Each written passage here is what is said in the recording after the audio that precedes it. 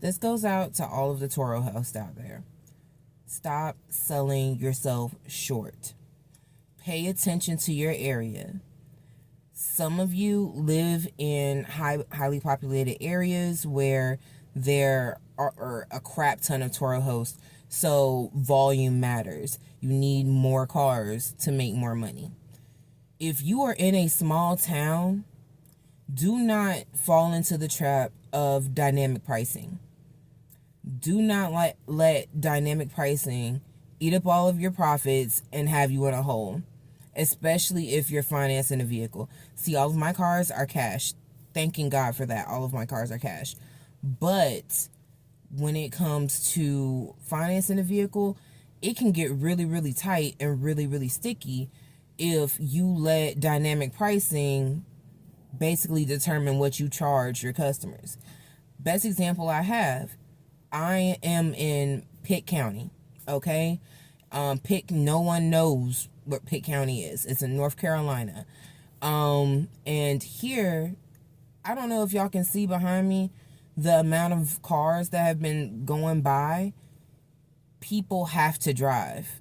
You have to go town to town when you have to get to places. A lot of times you don't have doctor's appointments in your local area. A lot of times you have to drive 45 minutes to an hour. I recently had a customer who had to take her child to a doctor's appointment in Raleigh. Like, those are the type of customers that you're getting. Stop selling yourself short. Maximize what you can give a customer. Make sure you get a vehicle that is reliable and you don't have to worry about if I give them unlimited miles, are they going to take advantage of it? A lot of times here in this area, they're not going to take advantage of it like they would in the city. In the city, I've heard of people coming back with, like 10,000 miles on the car, and that's wild. Don't know. I've never had that happen to me. I've never seen that happen to anybody else here.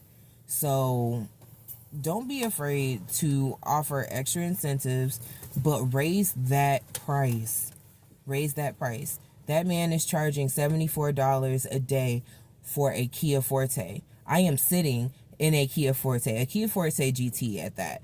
1 year newer, with better specs, better horsepower too. And he's charging $74 a day for a base model LX. Sean, he charges about $54 a day for the same car I'm sitting in right now, except for it doesn't have a sunroof. He's selling himself short. I know he's selling himself short because one of his old customers became one of my customers. She works at the local Publix, and I mentioned his name because she saw my car. I was like, yeah, I bought that car because of Sean. She was like, oh my gosh, that car is so zippy. It's so nice. I love it. I wish it had more miles, but he only allows 200 miles per day. And I understand why. He loves that car. I love this car. I love my car. That's why it's not on the platform. But I'm looking at these people. Another example, there's a woman in this place called Pikeville. She has a brand new 2025 Camry that she is charging $50 a day for. Good Lord, raise your prices, because that drops value for us. That drops value for us significantly. When you have something so high, but you're selling yourself short. And what's so sad is you don't even have a 5-star rating. Because what happens is you put out this really, really, really nice car, but because the bottom of the totem pole, I hate to say it, the bottom of the totem pole can afford to rent the car, they're going to.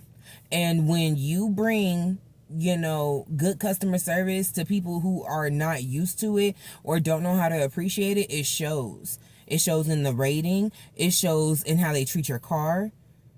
Raise those prices. I keep seeing like nail techs and stuff and having an argument like, hey, ladies, stop selling yourself short. It's the same thing in this business. If you are in the rental car business and you work with Turo and you work with any other rideshare situation, stop selling yourself short. All of my cars are $70 and above. I do not have new cars. I have a 2014, a 2016, and a 2017. I will not be dropping my prices until demand dictates so. If demand goes down, but then there's a whole bunch of Turo hosts, then obviously I would have to lower my prices. But being that there are not a lot of Turo hosts, being that there are not a lot of people that offer unlimited miles or high mileage vehicles, there is a market for it. If you are in a small town, stop selling yourself short. Cash cars are key. Okay? If you can get a cash car and you can negotiate that price and get it at the bottom of its depreciation cycle, chef kiss. You are in there.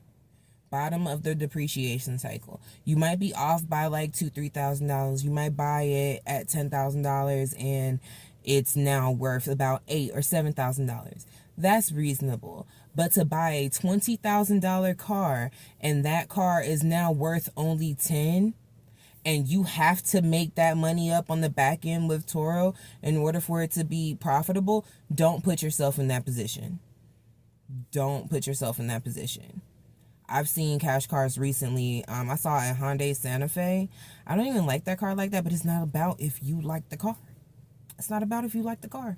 It's about if the car is useful for what people need it for. Is it going to give them a smooth ride? Or is it going to be reliable?